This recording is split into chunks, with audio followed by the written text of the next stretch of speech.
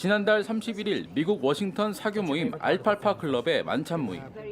워싱턴 포스트에 따르면 당시 트럼프 대통령이 캐나다와 그린란드, 베네수엘라가 미국에 편입될 수 있다고 말한 것으로 알려졌습니다.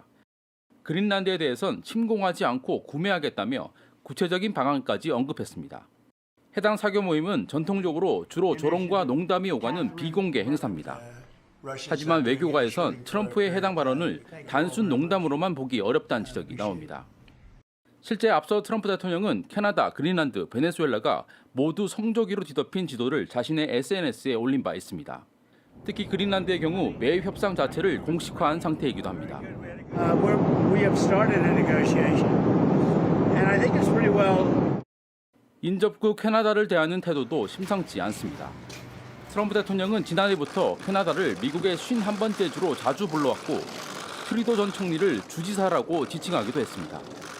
We don't need anything. So why are we losing $200 billion a year and more to protect Canada? And I said that to, as I called him, Governor Trudeau. 이런 가운데 최근 트럼프 대통령은 캐나다가 중국과의 협력을 강화할 경우 100% 관세를 매길 수 있다며 실질적인 압박을 가하는 중입니다. 미국 중심의 서방구 재편을 노리는 이른바 돈노주의 구상이 수면 위로 떠오른 상황에서 외교가에선 트럼프 대통령의 말 한마디조차 농담으로 넘길 수 없는 국제적인 긴장 국면에 들어섰다는 평가가 나옵니다. 워싱턴에서 JTBC 정강현입니다. 캐나다 물건에 25% 관세를 부과하겠다는 트럼프의 공약에 흔들리던 캐나다 총리가 물러나겠다는 뜻을 밝혔습니다. 트럼프 미국 대통령 당선인은 미국의 51번째 주가 되라며 조롱했습니다.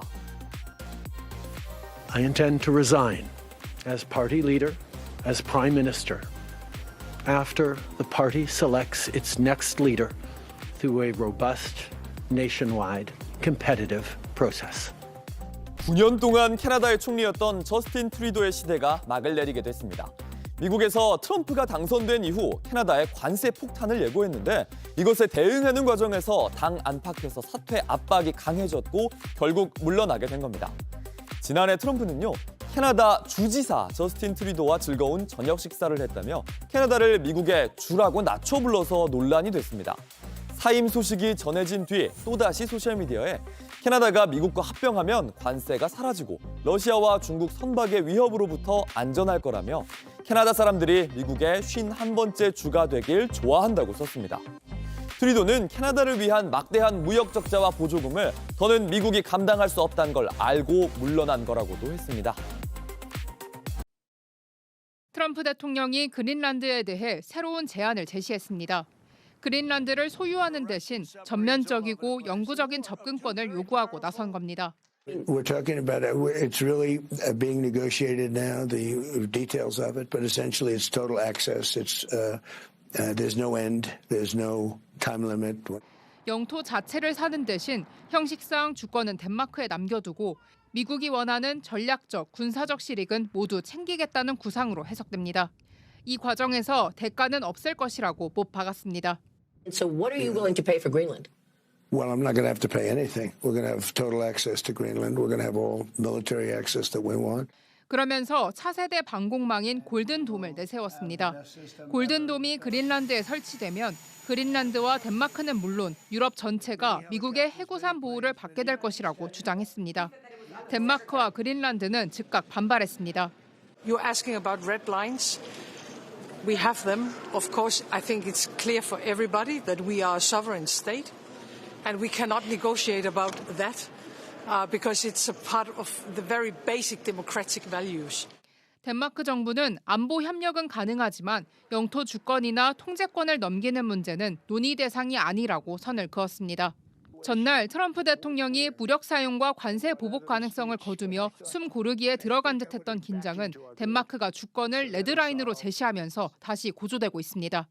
로스앤젤레스에서 JTBC 홍지은입니다. 세계 최고의 이슈메이커이자 기존 국제 질서를 흔들고 있는 트럼프 미국 대통령. 취임하자마자 그동안 미국이 손해를 봤다며 세계 각국에 관세를 매겼고 마두로 베네수엘라 대통령을 마약 조직의 수괴로 지목해 한밤의 군사작전을 통해 뉴욕 법정에 세웠습니다.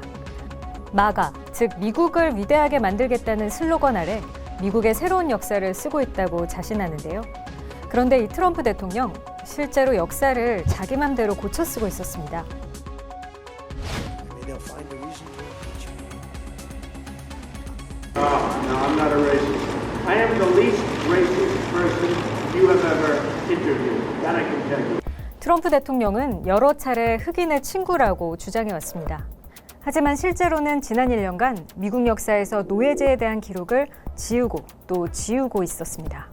결정적인 조치는 3월 내려진 행정명령인데요. 가장 먼저 표적이 된 건 국가 정체성과 문화유산 보존을 목표로 하는 스미소니언 미술관이었습니다. 트럼프는 국가적 수치심을 조장한다고 주장했습니다.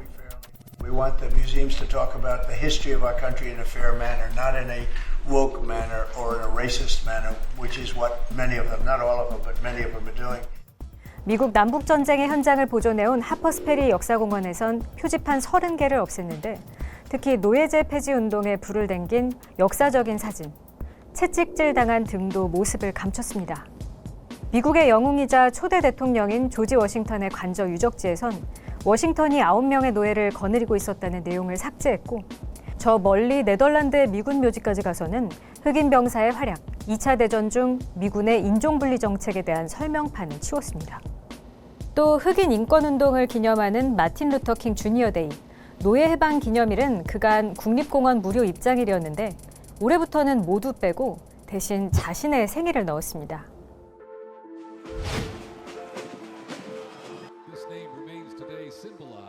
트럼프는 여러 차례 제2차 대전을 종결하는데 미국이 가장 큰 역할을 했다는 발언으로 물의를 빚었습니다. 당시 독일의 병력을 크게 줄인 소련이나 영국, 중국, 무엇보다 연합군에 대한 존중이 없다는 불만이 터져나왔죠. And we're the ones that won the war. We won the war. And they helped. But without us, they don't win the war. We're all speaking German. Without us, they're speaking German, maybe a little Japanese too. 사기를 올리려는 발언으로 좋게 넘어갈 수도 있었겠지만 트럼프의 행정부의 역사 왜곡은 지난해 말 본격적으로 그린란드를 향했습니다. 미국의 그린란드 특사는 미국이 2차 세계대전 동안 덴마크 대신 그린란드 주권을 지켰고 전후 덴마크가 유엔 절차를 무시하고 그린란드를 재점령했다고 주장했는데 실제로는 다릅니다. 미국은 덴마크와의 합의에 따라 방어만 하고 덴마크가 유엔 절차를 위반한 일도 없었습니다.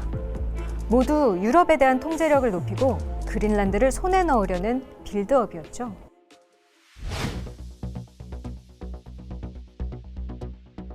얼마 전 트럼프는 워싱턴 DC의 존 F 케네디 공연예술센터에 자기 이름을 나란히 적어 넣었습니다. 예술과 문화, 민주주의를 상징하며 가장 사랑받던 전 대통령 이름 옆에 트럼프의 이름이 적히는데 반발하는 예술가들이 공연을 잇따라 취소했죠. 트럼프의 자택으로 이어지는 플로리다 판비치 근처 도로는 공공도로인데도 도널드 J. 트럼프 대로로 이름이 바뀌었습니다. I love the people of Florida. I love the entire Palm Beach area. I'll remember this amazing gesture for the rest of my life. 평화를 좋아하는 트럼프답게 국립평화연구소 이름을 바꾸는 것도 추진 중입니다. 가자 지구의 재건 사업을 두고서는 AI로 만든 영상을 공개했는데요.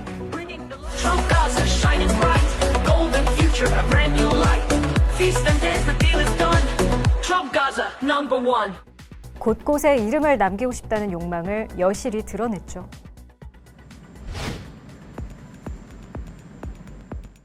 역사학자들의 평가는 박합니다.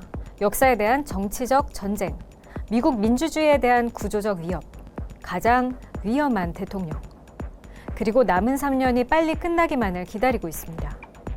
And you know, we have a little more than 3 years left, and 3 years for Trump is an eternity. That's a long period of time.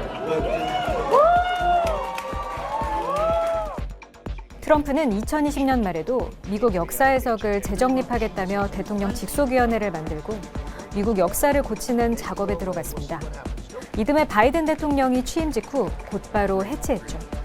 그래서 트럼프가 뭘 하든 결국 4년짜리 역사가 될 거라는 비아냥이 나옵니다. 하지만 최근엔 3선까지 입에 올리며 꽤 부지런히 1년을 보낸 트럼프.